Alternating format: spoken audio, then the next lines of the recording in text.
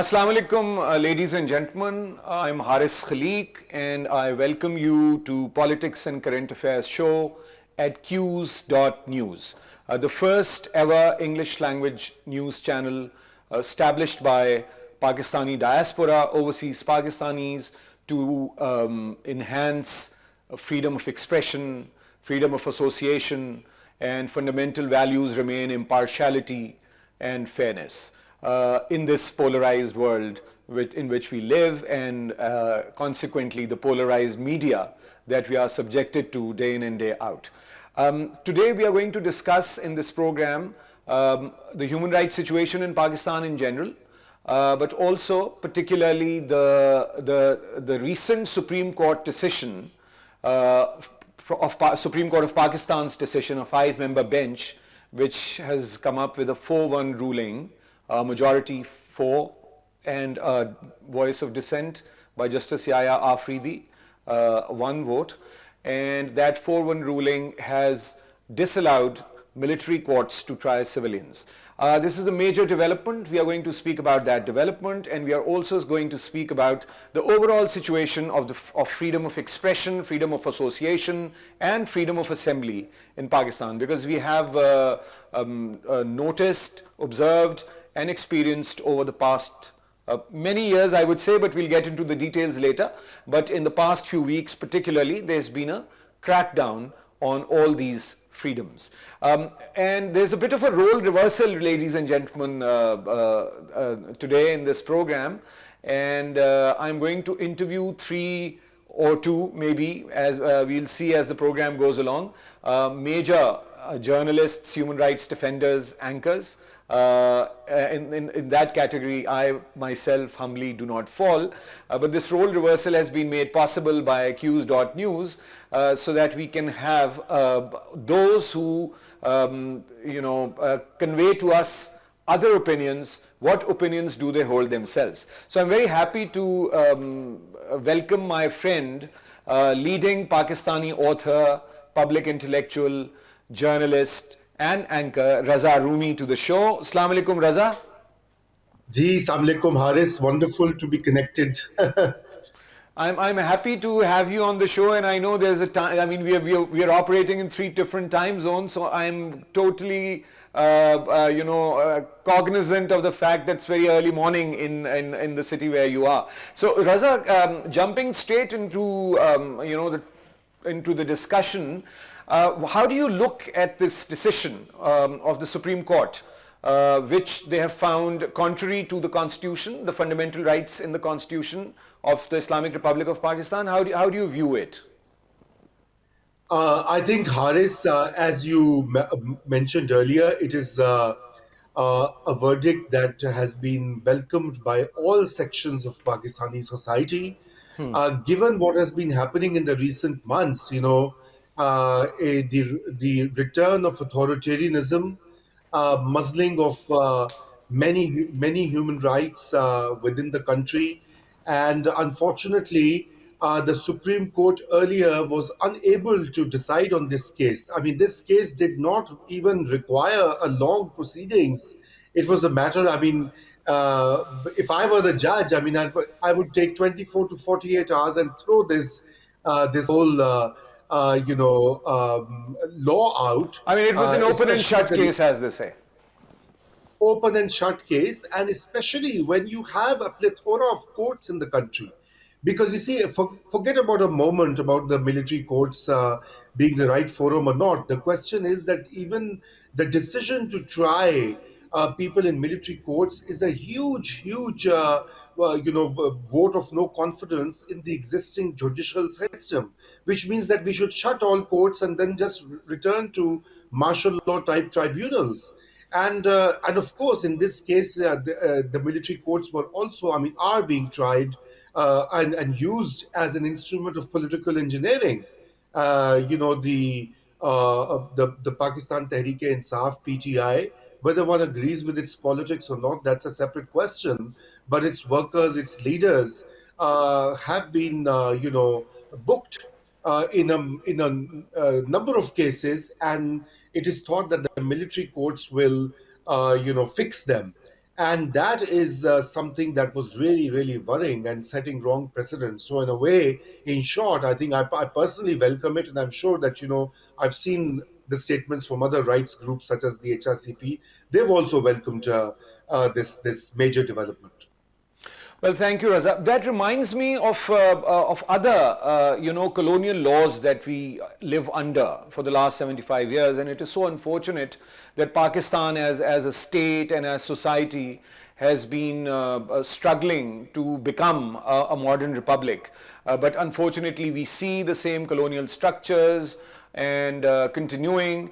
And so, military courts or the Army Act, I mean, that takes me back to the Official Secrets Act. And well, Justice Shahid Karim of Lahore High Court has actually struck down the sedition law.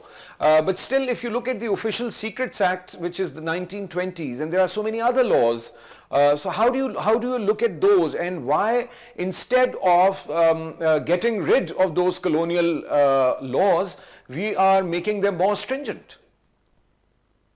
Yes, absolutely. I'm glad you raised this, Haris, and I know we have talked about this in the past. Of course, in a private setting. But I think there are two levels of a problem that we face. First is the continuation of the colonial legal framework that we inherited from the British, and how little we were able to change it. That is the first crisis that of decolonization that we face, not just in Pakistan but also in India, in our neighboring country, to a great degree in Bangladesh and Sri Lanka. All the former colonies, they have retained some of these draconian laws, mainly to empower the arbitrary arms and coercive powers of the state. So, one is that whole larger debate on decolonization. But at a very fundamental level, these laws, such as the sedition law, I know that the Lahore High Court judgment is once again a very welcome one, but I'm not so sure if the state is serious in undoing or doing away with sedition as an instrument. Because despite that verdict, we have seen many cases filed in the past 1 year. Particularly against the PTI workers or journalists who were advocating the PTI cause, etc. And so unfortunately that still continues. So I think that there's not just sedition but also the blasphemy law in its current form. I mean, its origins and provenance is in the colonial era, early 20th century, and the way it is structured is very much a tool for the state to regulate, religious affairs in the name of keeping peace between communities, between different faiths, etc. So I think what is the incoming parliament, I mean, there's hopefully an election early next year. The incoming parliament would have to, after all these debates, would need to get back to a review of some of these laws, Would especially they the would they be able to do yeah. that? Because you see, it is unfortunate, but let me be very candid, that it just did not begin with the crackdown on PTI. This has been the case with anybody who is not in the permanent institutions of the state decide that who's in their good books and who's not in their good books, and any dissenters for that matter in our history have had no space. Even when they were not persecuted, their voices were muffled. And I mean, that is a kind of persecution, but I mean, if they were not going through any physical sort of persecution, but there was always, a shrunk space or no space provided to them. So it did not. So why don't the political parties and the political actors from all shades of thought or different schools of thought come together and break sort of this vicious cycle? I mean, what stops them, and why do we see one collaborator after the other? And so how do you look at that? I mean, what stops them from stopping this? I mean, I know there was a Charter of Democracy which unfortunately now Seems that it was short-lived, but I wouldn't really throw it in the bin altogether at the moment. But how do you look at this process of political parties not being able to negotiate, civil space to further their polity? I think these are very important and tricky questions, Haris. I wish you and I had simple answers or way forward. But I think let's take it bit by bit. I think the first uh, problem that we face, we know that Pakistan is a Praetorian state. We know what the military establishment and the civil bureaucracy have done over the 75 years. I mean, their power is entrenched. They call the shots. They're not going to give it up voluntarily. But we have seen in the past, we have seen moments when the parliamentarians and political parties, when they forged a common and united front. So, in the case of 1973 Constitution, that was more than half a century ago, they restructured the state and the social contract. And even though we know that the 73 constitution was mutilated time and again, it still remains the consensus document that we have. And then in 2010, the 18th Amendment is another testament that, once you have a political consensus and political will and drive to action. So I think the establishment was very much present in 2010 as well. But the political parties seized the opportunity and the moment to restructure Pakistan's governance. Of course, it's an unfinished agenda because they did not take up some of these colonial laws that we were talking about, but they decentered the state as far as possible in the given constraints. So I think first and foremost is that the PPP and the PMLN are already, and of course JUI are wedded to the chart of democracy. Of course, its implementation was uneven, but it still stands. Now, the real challenge for them is to bring Imran Khan and his party into that fold. Because without that, we can't really move forward. We won't have democratizations, as a serious outcome of political engagement or activity if that doesn't happen. And that is where the problem occurs, that in the 1990s and earlier, we have seen that there's a cycle of political revenge. One political party comes into power. Mr. Khan came into power with the full support of establishment. He started mistreating, persecuting his political opponents for 3 4 years when he was in power. And now that he's out and jailed, the same is being done to his party with a tacit and sometimes overt support of these political parties. So unfortunately, there are no heroes and no winners in this game. I mean, all of them are losers, and more importantly, the Pakistani people, 240 million of them, are losers in this process because their fundamental freedoms and their prospects for prosperity and development are hugely at risk But in these circumstances. going on a bit of a tangent, not really a full tangent, but a bit of a tangent. Do you see the upcoming 2024 elections a rerun of 2008 or 2018? For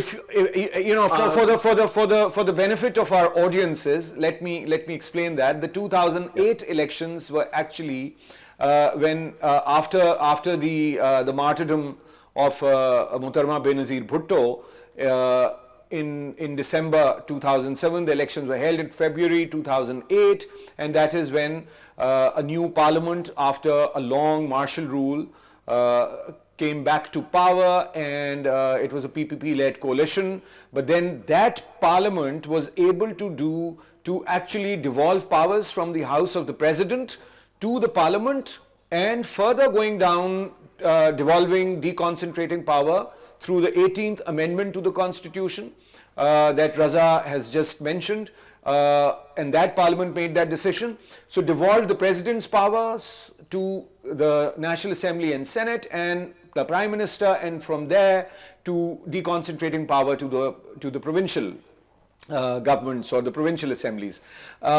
In addition to that, they had the new National Finance Commission Award, which benefited smaller federating units in Pakistan. We'll come to the issue of federation later, Raza, in this conversation. So this is what the 2008-13 Parliament did constitutionally and legally, and to make the structure of the state more inclusive and progressive. Whereas the 2018 Parliament was kind of a very divisive, government. I'm not suggesting who's right or who's wrong, but it was a different kind of a Parliament. And I would actually say that the 2013 Parliament in the middle, that was elected when PMLN-led coalition was ruling, was also a bit of a more maneuvered Parliament than the 2008 one, and the 18 one was also a kind of a maneuvered, there was a bit of a pre-poll adjustments, I would say. So how do you, going forward, 2024, are we going to see a rerun of 2008 or 2018? Or there is a third way that we can take, which you were just pointing out, that when the new parliament comes to power and half of the Senate is going to be re-elected also in March, hopefully, then they will have an opportunity to find a new way of building a reconciliation and consensus across the political divides. Yes, Haris, it's an uphill task. I'm by no means suggesting that it is going to be easy. But anyway, let me address the first part of your question, which was about the elections. Now, the elections are scheduled for early next year. The Election Commission says by end of January, maybe they're in early February, or give or take a week or two. But unfortunately, the elections are more reminiscent of the 2018 model that the establishment has perfected in Pakistan, which is to, generate positive results, quote unquote, in the language of General Ziaul Haq. He used to say, "I will get positive results from elections." So, which basically means that Imran Khan will not be able to lead a political campaign or participate in the election. In 2018, you know that, Haris, I was a severe critic of how the elections were managed and how Imran Khan was brought into power. For years, we criticized both him and the establishment. But today, I would certainly argue and support Imran Khan's right as a political leader, as a popular leader, to contest elections, to have his party, get a fair chance. Now, how can elections be fair when his number two, Shah Mahmood Qureshi, many of his workers, about thousands of them, many second tier leaders are under pressure or in jail? You can't really think of a fair election. And I think that is something Nawaz Sharif, who has just returned to Pakistan, and he, in his first rally when he arrived, also alluded to some kind of a message that he's not interested in revenge. Now, let's hope he remains true to his words, because if he is the elder statesman as he's being projected, then he would have to find a way of reconciliation. It will be imperative for him, because Nawaz knows the history of this country, and he knows that how far you can play the establishment's game. Because if he becomes a total partisan pawn in the hands of military establishment, he'll be out sooner than he was in his earlier terms, because that is how the cycle works. So that's the first part. The second part, what you're saying, is whether this parliament would be able to. So we have seen in the past, if you remember, in 1985, General Ziaul Haq brought about a totally managed, handpicked, rubber stamp parliament, and Even then appointed we a got Junejo. Junejo, non-entity like Junejo, no charisma, no mass following, but even Junejo stood up. He brought in some reforms. He took an independent policy on Afghanistan. He challenged the general's hegemony, and of course, he brought about some changes. And he was fired within 3 years. So I always believe that once you have a parliamentary institution at work, once you have political parties with popular support, they bring in there's a new dynamic at work, even if it is in a very difficult circumstance, because you see, ultimately the political society then negotiates with the unelected power centers. And in that negotiation process, space is open for media freedom, for human rights, for parliamentary democracy. So I would not be too pessimistic as some other analysts in Pakistan are, or some other writers are. I think that openings always come about. The military itself is at in a very difficult and dire situation because of the unpopularity in urban areas, especially in the Punjab province, due to Imran Khan's vociferous campaign. Now, the military can't afford that. Number one, because it can't afford, and that is why it has sort of eased its policy towards this earlier foe, Nawaz Sharif, and allowed him to come back.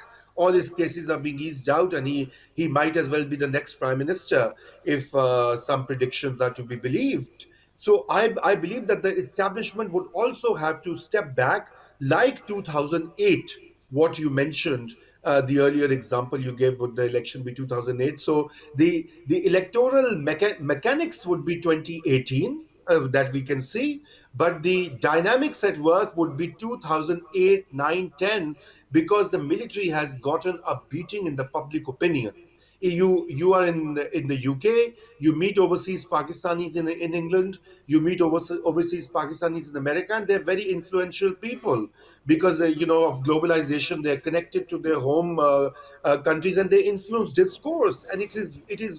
I mean, I have never seen a large number of middle class, upper middle class, professional classes say the kind of things about the Pakistan military in my lifetime as I've heard in the last 6 months to a year. I knew that the fringes, the Baloch, the Pakhtuns, the Sindhis always had issues. The Saraikis had issues, because of the centralized power structure.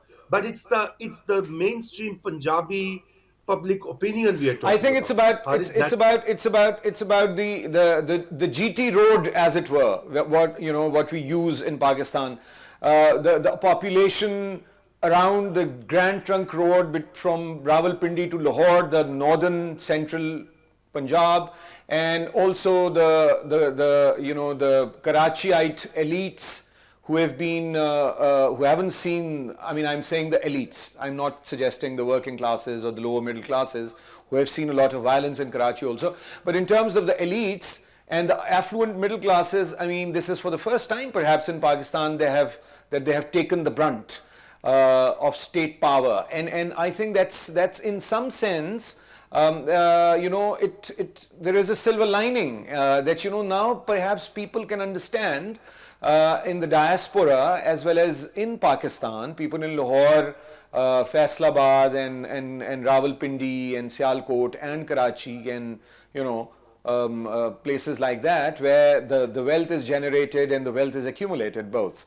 So and the diaspora, but overseas Pakistanis, that this has been happening in other parts of Pakistan for quite long, and it's really unfortunate that it had to take so many years and then sort of take kind of an oppression, face the kind of an oppression which other people have been facing for a long time, to understand what the suffering is like in other provinces of Pakistan. And it's not just, I mean, I wouldn't want to identify a single enemy, Raza. I think the whole structure of the state, I mean, not one single institution can be sort of held responsible for what has happened to Pakistan, and there's a class dynamic involved as well, which is not in vogue these days, to actually try to understand society in terms of its social classes and on the basis of their incomes and on the basis of their interests. But that brings me to the other question, that when we speak about, since you mentioned human rights and civil rights quite a few times in your in your opinion and in your views, human rights includes economic justice and economic rights as a fundamental pillar. So do you see that if there is a functioning parliament in place after, in spring, hopefully, in Pakistan, it will positively impact the dire economic situation that Pakistanis face at the moment, where at least half of the populations live below the poverty line. They live below the poverty line, and if not half, perhaps more. And even if they do not live below the poverty line, there's a bit of a loss in incomes and buying potential for 90% Pakistanis, if not more. So how do you see that connection between a political change, going beyond that, who's given a level playing field and who's not, but if there is an elected parliament that elects a government, will there be a positive impact? And is there any hope? Because politically, you think that there are decisions that can be made which will positively influence the system. How about the economy? Very important question, and I think thank you for raising this, Haris, because I think the fundamental problem at the in contemporary Pakistan is how, as you mentioned, the loss of purchasing power and the massive poverty. We know that crores of people have fallen into the poverty trap, in the past few years, given the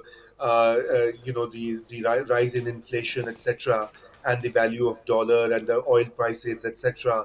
All these factors have contributed, and Pakistan's, this inability to repay its foreign debt and the interest payments in a timely manner, ba- with the by using its export revenues or the dollar revenues it gets. So I think that is a huge crisis. But I would also link that crisis to the political crisis. I mean, that economic crisis has not come up in a vacuum, because a fundamental problem here has been political instability and the political engineering, especially in recent years since 2016-17. We have seen how that climate of uncertainty, political upheavals have not only given wrong signals to the markets, to investors, and private investment has dried up in Pakistan. I mean, we haven't had a lower sort of private investment inflows than in our history. With the interest rates up due to the IMF conditions, etc., private investors can't really put in money, and that's how jobs are created. But if you were to return, if the establishment were to return to the barracks, it would allow political process to continue, parliaments to come and make policies, with a 5 to 10 year long period. I think partly we can address this. Of course, it's a far more complicated area. I don't want to sound simplistic, but I think political stability is the fundamental requirement at this stage. You can't have more experiments, and therefore engineer elections become a source of instability by very nature, because sooner than later that particular engineering or manipulation comes and converts itself into political instability and upheaval and protests, as we have seen in the past. So that's one side. The other side is, why is democracy important for the economic well-being and prosperity of Pakistanis? There's a lot written on it. Data show, and that's a subject I teach here, Haris, as well, in public policy. Data show that democratization helps welfarist outcomes in development. Number one, even if you look at Pakistan, the two major welfare programs that have not been touched by political elites. Number one, the lady health workers, more than 120,000 women who work at the community level every day, providing vital health services when there is no health care available for Pakistanis otherwise. And Benazir Income Support Program, later called ESAS, now back to Benazir Income Support Program. That is the only viable mechanism of transferring cash and entitlements to the poor people in Pakistan. Who brought that about? The political elites, namely the PPP led, but then Nawaz government, Imran government did not touch them. They realize how important redistributive programs are. So imagine if you had a democratic transition after General Musharraf unimpeded, unhindered, we may have seen a bit more of redistributive efforts, because ultimately politicians, whether we like patronage politics or not, whether we think clientelism is a bad policy, politicians have to go back for votes. They have to go back to people. They don't come back. Even in a managed election, even in an engineered election, they need some votes, right? They just can't be appointed by bureaucrats or military general, TV anchors these days, because they all are now at par, unfortunately, Pakistan. So the thing is that, that is why democracy's sustenance and nurturing is so vital for economic justice, which, as you very rightly say, is at the core of human rights framework globally But and Raza, in Pakistan. thank you very much for clarifying that. I think there's one fundamental lesson that we have learned from our experience of the past so many years, that it has, we have to believe in the process. We have to believe in the system.